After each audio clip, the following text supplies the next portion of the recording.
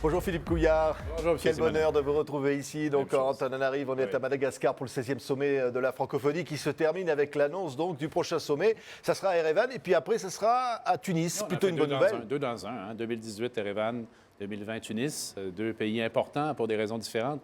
La Tunisie associée à la naissance même de la francophonie internationale. L'Arménie, l'Europe de l'Est, l'Europe centrale, avec un fait français qui existe et qu'on veut montrer, qui sera montré. Alors, une bonne nouvelle. Oui. Et un bon consensus également, C'était le choix du Québec. Nous, on avait soutenu l'Arménie parce qu'elle avait déjà présenté sa demande auparavant, mais on était un peu déchirés parce que la Tunisie également est importante pour nous. On a une large population maghrébine au Québec.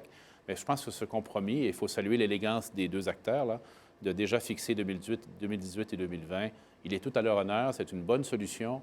Il y a même le Niger qui s'apprêtait à faire une demande à 2020, qui a élégamment choisi de passer et d'attendre. Oui, alors, il y a eu l'élargissement aussi de cette francophonie avec l'arrivée de l'Ontario.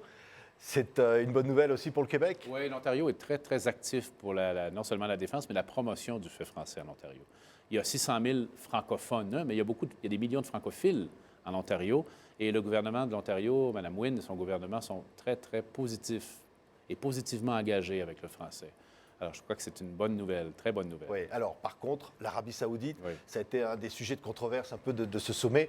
C'est reporté, en tout cas, le dossier est incomplet, c'est pas pour tout de suite. Bien, on avait mis un processus en place, un processus de l'institution qui est valide, c'est faire une commission ministérielle qui a fait la recommandation, compte tenu des enjeux de valeur assez fondamentale, mais également du dossier qui n'était pas complet, de surseoir à la décision pour envoyer une mission de façon à éclaircir certains points. Oui. Vous savez, on l'a dit dans nos interventions, la question des valeurs, ce n'est pas anodin, les principes de société. Oui, toutes les sociétés ne sont pas au même point et il faut accompagner les sociétés alors qu'elles progressent vers des niveaux plus élevés d'engagement envers ces valeurs-là. Oui. C'est-à-dire qu'on ne ferme pas la porte définitivement à l'Arabie saoudite si un jour ces valeurs sont respectées, ce qui pour l'instant n'est pas le cas du tout. Et on indique qu'il faut un seuil minimal pour commencer le travail ensemble. Et cette mission sera une façon, j'espère, de nouer des liens puis voir comment on peut aller plus loin, mais jamais en faisant des compromis sur ça. Et pour nous, comme je l'ai dit à plusieurs reprises au Québec, cette question, elle a un visage et un nom, qui est celui de Raif Badawi. Alors c'est un blogueur saoudien donc, qui a été arrêté pour offense à l'islam et qui a été condamné à 1000 coups de fouet et emprisonné. C'était des propos critiques envers le gouvernement. Alors, emprisonné pour 10 ans avec des coups de fouet, qui est une pénalité cruelle, même, je pense qu'on peut le dire.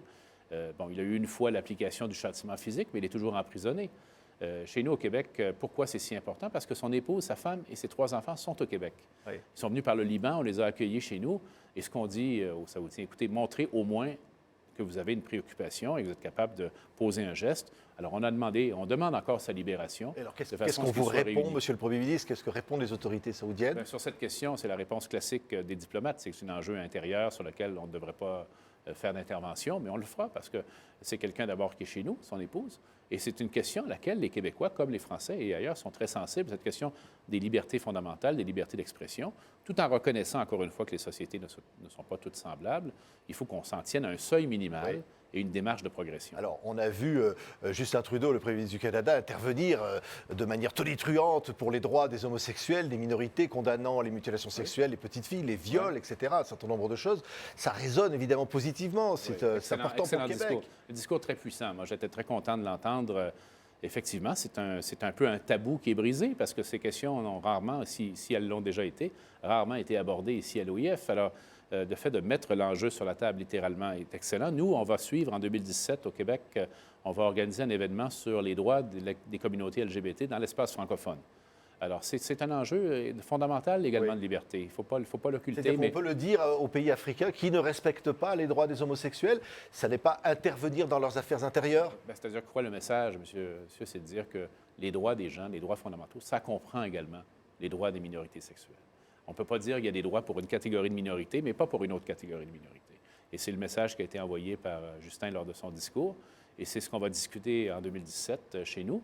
Et on espère que de plus en plus de pays francophones qui actuellement ont peut-être des progrès à faire, disons-le gentiment, dans le domaine, vont se dire, bien, écoute, c'est vrai, il faut respecter ces libertés. Oui. Et alors, on avance sur la francophonie économique, c'est très important. Alors, on va en parler des résultats concrets de ce sommet, signer un certain nombre d'accords pour justement ce développement durable, pour la francophonie économique, pour les échanges universitaires, pour le développement finalement de Madagascar.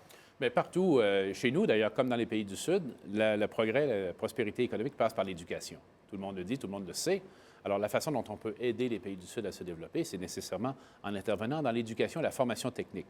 Alors, on a annoncé des exemptions supplémentaires pour les étudiants universitaires de Madagascar, mais également 300 exemptions et des bourses pour des étudiants de la francophonie du Sud, surtout, pour la formation technique, dans nos collèges techniques, de façon à ce qu'ils aient des formations adaptées aux besoins du marché du travail et qu'ils soient tout de suite intégrés dans le marché du travail à leur retour. Alors ça, je pense que c'est très important. Cette question de la formation, pour toutes ces sociétés, elle est fondamentale. Alors, il y a un accord avec l'Agence universitaire de la francophonie, l'Université de Montréal, donc pour finalement développer, discuter de cette francophonie économique. Surtout la mesurer.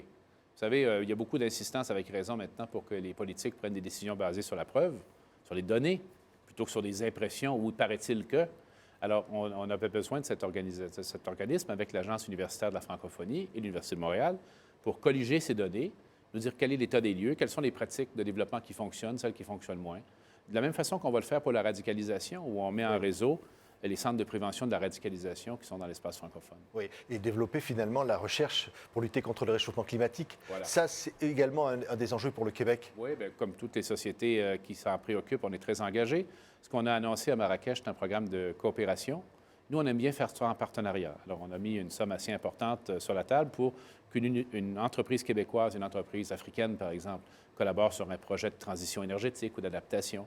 Et il y aura, j'espère, de nombreux projets dans plusieurs pays, mais chaque fois avec un partenaire québécois et un partenaire du Sud en présence. Oui, vous vous dites finalement, c'est ça l'avenir de la francophonie aujourd'hui, c'est d'être concret, y compris d'ailleurs pour favoriser le développement de la jeunesse, éviter, vous le disiez, le radicalisme par exemple. Voilà. Il faut arriver avec des gestes concrets. Les beaux discours, on peut tous en faire, hein? Mais il y a des moments où on est testé par des décisions à prendre, par exemple sur cette question de la candidature de l'Arabie saoudite, ou également sur des gestes concrets qu'on pose pour appuyer nos paroles qui parlent d'économie, de la jeunesse, de l'environnement. Il faut qu'on puisse dire, bien, voici ce que j'ai fait moi. Alors, si nous, on a fait ça au Québec à un peu plus de 8 millions de personnes, je crois que des plus grands pays peuvent également le faire. Oui, d'ailleurs, le font. Oui, ça veut dire que la francophonie aujourd'hui est vraiment unie. Elle est totalement unie. Une communauté d'États n'est jamais complètement unie. Il y a toujours des lignes de faille entre le nord et le sud, l'ouest et l'est, les plus riches et les plus pauvres. Les facteurs religieux également. Vous savez, ce n'est pas homogène, l'humanité, heureusement d'ailleurs, mais c'est un lieu de consensus. Ces organisations multilatérales, elles servent à faire des consensus et des arbitrages. D'ailleurs, on l'a très bien vu dans ce sommet, et c'est pour ça qu'elles sont si utiles pour l'humanité. Merci beaucoup, Philippe Couillard. Merci. Premier ministre du Québec, d'avoir été aujourd'hui notre invité, le 16e sommet de la francophonie à Madagascar. Merci beaucoup, Monsieur le Premier ministre. Merci,